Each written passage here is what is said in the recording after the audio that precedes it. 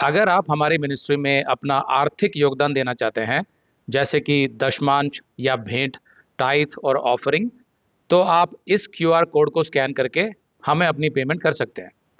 या फिर आप 7303643550 पर हमें पेमेंट कर सकते हैं। यीशु मसीह के नाम से हमारे सभी भाई बहनों का अभिनंदन। आज हमारे साथ हैं संजय मागरे, जो हमारे एक भाई हैं और हमारी TGC the good cross ministry के औरंगाबाद के ग्रुप लीडर भी हैं। औरंगाबाद महाराष्ट्र में पड़ता है। तो आज हम संजय मागरे से उनकी गवाही सुनते हैं। संजय, आपका स्वागत है। जी, थैंक यू सर। संजय, आप हमें बताइए कि आपका जो मसीह सफर अब तक का रहा, वो कहाँ से शुरू हुआ, आप मसीहत में कैसे आए, क्यों आए, और जो सफर है आपका उसके विषय में हमें कुछ बताइए। मेरा नाम संजय है और मैं औरंगाबाद में रहता हूँ। जैसे सर ने इंट्रोडक्शन दिया, मैं ये बताना चाहता कि मतलब जो मेरा सफर शुरू हुआ मसीह में, मैं मतलब बुद्धिस्ट परिवार से मतलब बिलोंग करता हूँ। जहाँ पे मैं अभी रहता हूँ, तो मतलब हमारे धर्म में ऐसा होता है कि कोई परमेश्वर नहीं होते। ये ऐसा होने के बाद भी हमारे घर में सभी भगवानों को माना जाता था।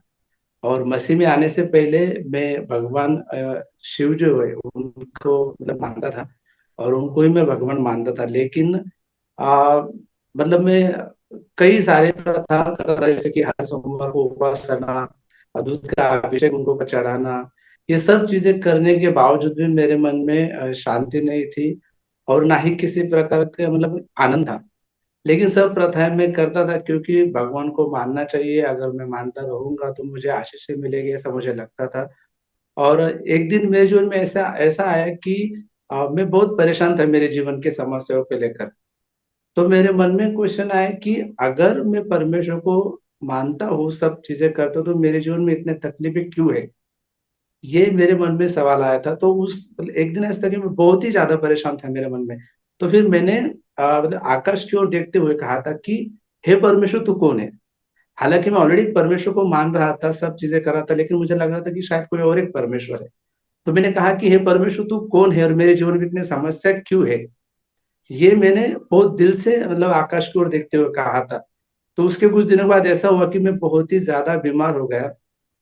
बीमारी का कारण क्या था ये तो नहीं समझ आया, क्योंकि वो मेंटल था या फिर फिजिकल था। लेकिन ऐसा हुआ कि मतलब मुझे मेरी मेरा जो हाथ है वो भी उठाने की ताकत नहीं रही थी मेरे शरीर में। और डॉक्टर के पास गए तो डॉक्टर का कहना था कि सब कुछ नॉर्मल है। जो टेस्ट किए थे डॉक्टर, तो उसमें सब नॉर्मल दिख रहा था। तो समझ नहीं आ रहा था क्या हो रहा था। तो एक दिन सवेरे ऐसा आया मेरे पास कि मैंने कहा, मम्मी पापा आप मेरे पास आओ, मेरे पास बैठो, मैं मरने वाला हूँ। और सवेरे का समय था, शायद 5 बजे का। तो मम्मी पापा जोर से रोने लगे कि हमारा मतलब युवा बच्चा ये ऐसा क्यों कह रहा है कि मैं मरने वाला हूँ। और उस वक्त सच में इतनी मेरी परिस्थिति ऐसी थी कि मैं मेरे हाथ की एक उंगली भी नहीं उठा पा रहा था, और मुझे लगा था कि ये मेरा लास्ट दिन है। लेकिन मेरी मम्मी रोती हुई मुझे मम्मी ने कहा कि आप डरो मत, आपको कुछ भी नहीं होगा। और मेरी मम्मी एक चर्च जाती थी जो कि हमारे यहाँ पे थे औरंगाबाद में। तो मुझे ये जानना है कि मम्मी चर्च में जाती थी, वो तो बुद्धिस्ट थी, और दूसरी बात मुझे जाननी है कि आपकी उम्र कितनी थी इस समय। इस समय 24 या 25 साल का रहा हूँगा सर मैं। तो मम्मी चर्च क्यों जाती थी।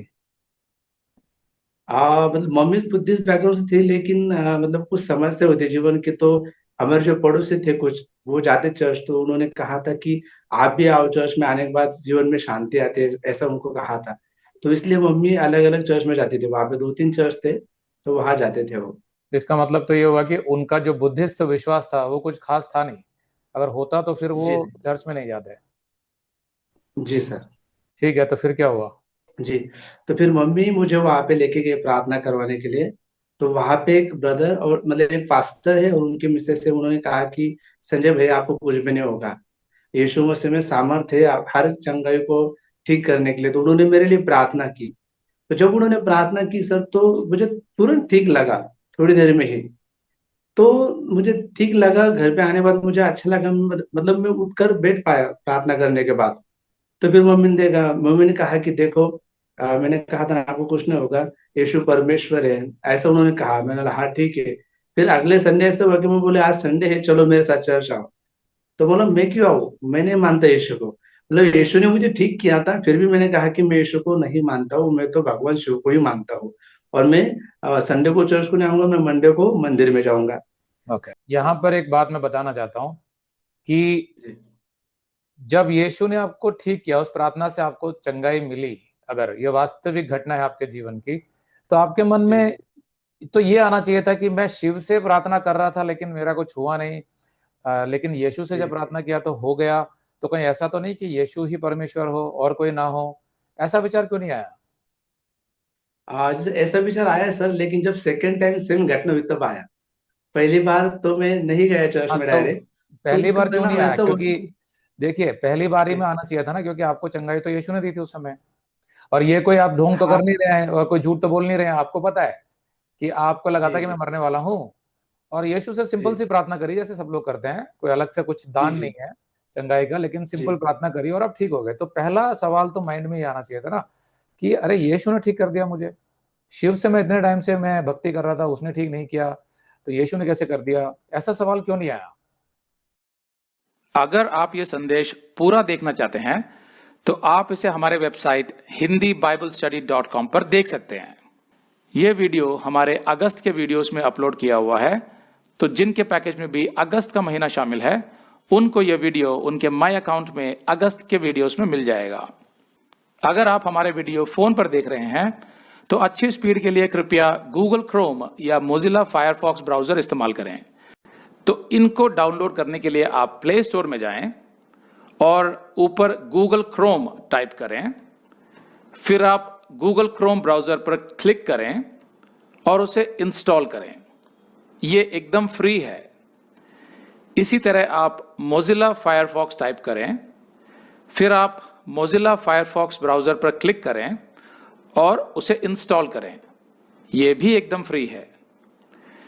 इसके बाद आप गूगल क्रोम ब्राउजर को क्लिक करके उसे खोलें और उसमें hindibiblesteady.com टाइप करें, मतलब पूरा hindibiblesteady.com एक साथ बिना किसी गैप के।